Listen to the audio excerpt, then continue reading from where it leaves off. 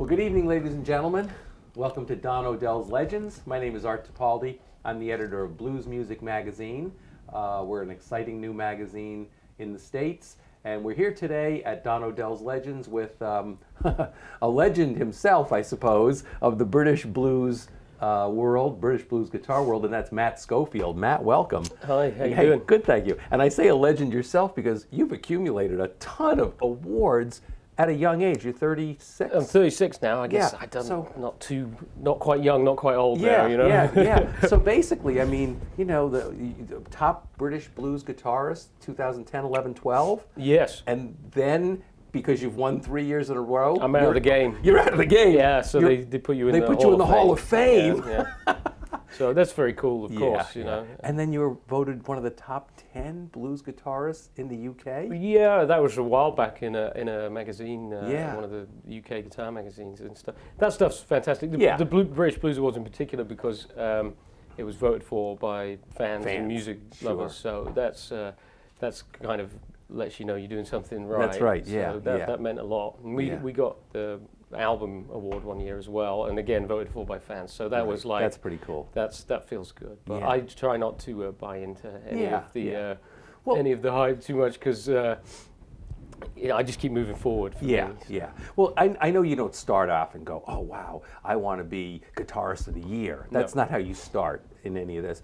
But once they do recognize you, does that give you a little extra holy shit? You know? I guess so. I mean, it's just really nice, you know, for want of a better term. But I've never been driven by any of that at all. So it's more of a pleasant byproduct of doing what you love to do, right, and trying to do it as well as you can, which is what it's all about for me. And you know, I was never interested in being the best guitarist in the world, whatever that What means. does that mean? Yeah. In fact, I'm not even interested in just guitar. I just wanted to be the best musician that I could be. So it's always been the music as a whole for me. That's so cool. Sure. Of course, I'm a guitarist who also sings and does other stuff. Yeah. I'm definitely a guitar player. Right, but, right. But it was always the music as a whole, and trying to get out of me my own kind of thing. Right. So that was always the goal, more than anything. Right. Does it make you not want to fail at things because you sort of have this now responsibility to these fans? And no, I don't. Or it's still more personal as an artist. It's very personal. Yeah, it is. In fact, in some respects, in that regard, it's kind of a selfish endeavor, because I'm really only trying to please me. When I make a record or on the gig. Right. But I know that if I'm pleased, or at least trying as hard as I can be to please, I very rarely get there personally, you know.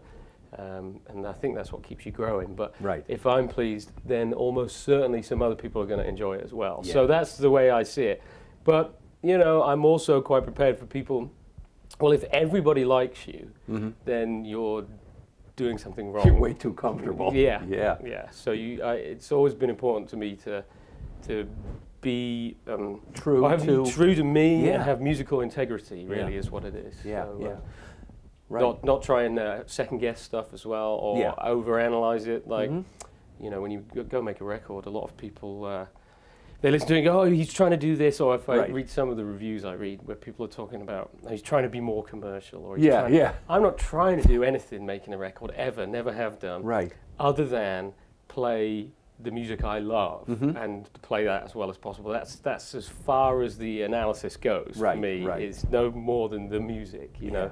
Any idea of being commercial or something, like a lot of people have said our new record is slightly more commercial, and that's slightly hilarious to me, because if I'm trying to be commercial, I'm definitely in the wrong game altogether. Why would I be trying to be commercial in blues? In blues, yeah. Well, you have the new record, your fifth one, as far as I can see. Yes. And you know, as I've listened to it, first when I got it, and then when I knew you were coming for the show, I hear it almost as a pretty traditional album.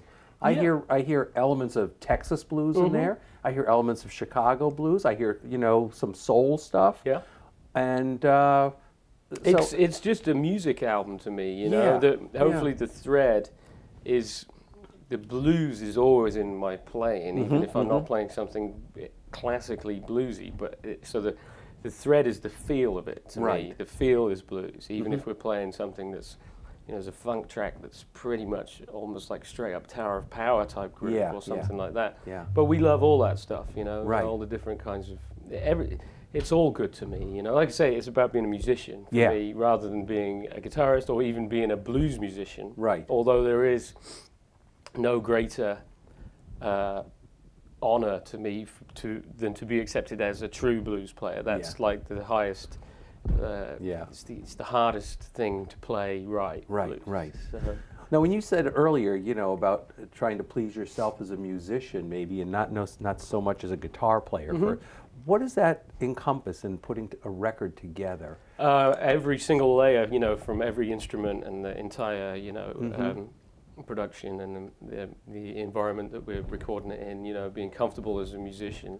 Yeah. And so when I'm making a record, the guitar is, that's almost just the final icing on the cake. Right. I'm making the cake with the record. The guitar, so the guitar bit is easy for me. I don't mean that in an amazing way. You know, I mean it in it's the simple bit. Yeah. That's this second nature is what I've always done. But writing the songs, singing, the recording, productions, arrangements, and giving birth to the album as a whole, the flow and the concept. Right. Because I really try and build a picture of the whole record as well, and what it's going to be. It always comes out different than you first envisioned, but I try and have some kind of overall shape to it, you know, like an arc of the record.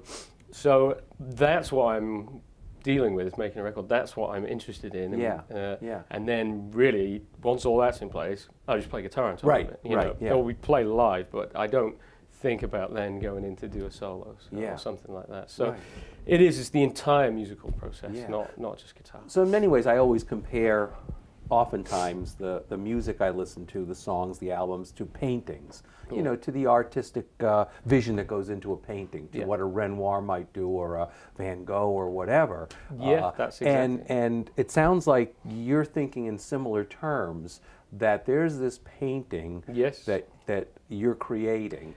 It's exactly that. In fact, I would say, so we go, okay, we're going to have 11 or 12 tracks on the record. Right. So I get my canvas sort of outlined, and so I know I try and build into the parameters then of the whole record over the course of those tracks, everything I want to get out.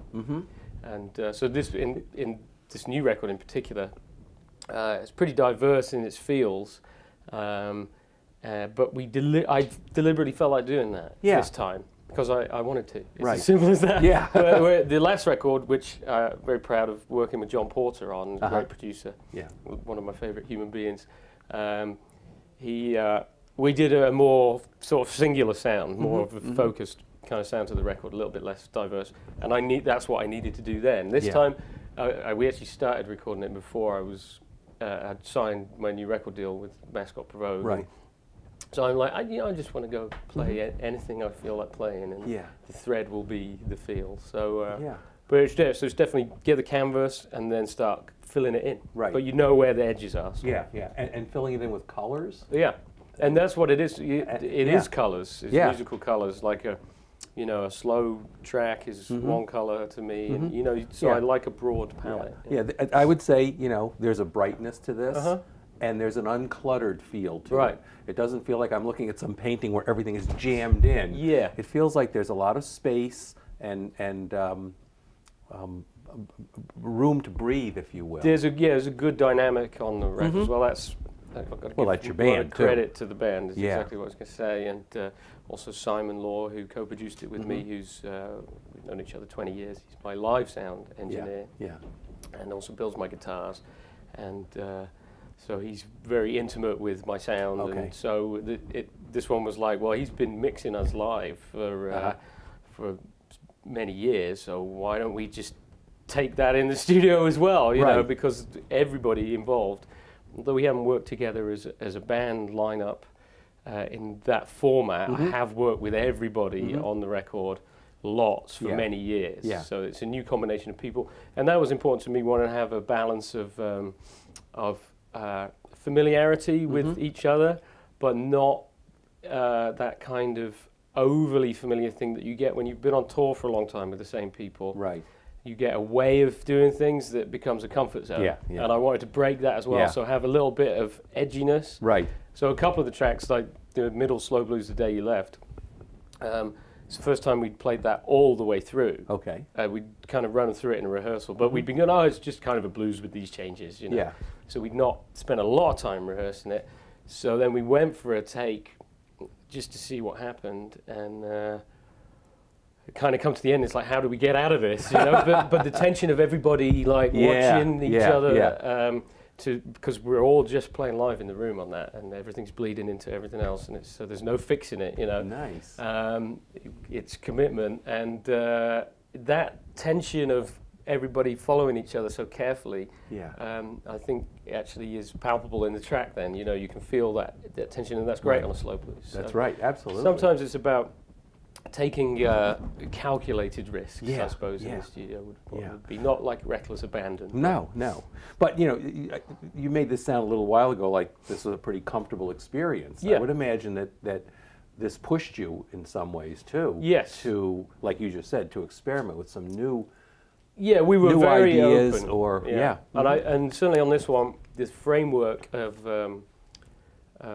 the album and the songs, I had a strong framework in place, but I left the songs more open to interpretation from the band as well. I was very happy for everyone to contribute whatever it was they felt would bring something to it. And so I trusted the musicians as well, rather than telling everybody what to play. I find people play better if they can play what they feel, rather than me thinking somehow I know what's better for Johnny to play on the keyboards or something. Right. So it was very open as well, so everybody really got involved. Yeah.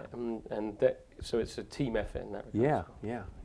How, that's cool because you said I like to let them play what they're feeling. Yeah. And I've noticed in your bio and from, you know, my own research back when I was looking you up, you produced 3 CDs for me and Siegel. Yeah. So how do you then go into a production thing where you're at the helm and you don't want, they want you to be in control. Right. What's that like? Well, I think the reason it was good with Ian is we have a lot of the same reference points. Yes. So, and he's not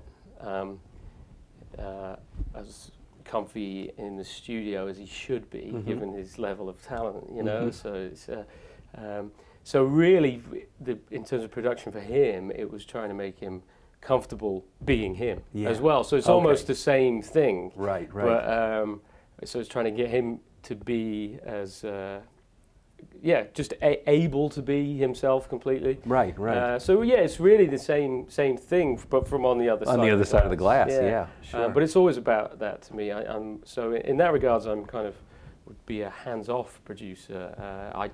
So I'm trusting. You know, might have suggestions for a way that the song goes, but I'm trying to help him achieve his idea of how it's supposed to sound and give him confidence that in his performance. That's the take or something, because that's the hardest thing to do yourself when you're producing yourself. And it's for me with this recent record, you know, I know when I've played a guitar song I'm happy with, but with singing, I really was relying, you know, on Simon. I'm literally going, does that sound all right? You know, so I have no objectivity about that because I don't have the confidence. Right. Is that the weakest part of your game, the singing? When you think about guitar playing, songwriting, producing, it's certainly it's the one you work the hardest at, maybe. Yeah, it's the one that I want to be better than I am at. Much more. Like I like the way I play guitar. So I don't. It's not like I'm trying to get some. In fact, these days, guitar playing is more like refining it. So I'm actually getting rid of stuff that I don't want to play. It's like now narrowing it down to all my heroes, very focused sound. You know, that one note thing, right? So that's the process of guitar for me. It's not like learning more stuff. Right. But singing is something where I'm still learning techniques and things like that in order to try and get it out. And also, I feel like it's. I play guitar with the side of my brain that you tie your shoelaces with. So it's not like you have to figure out how to tie your shoelaces each time, you just know how to do it.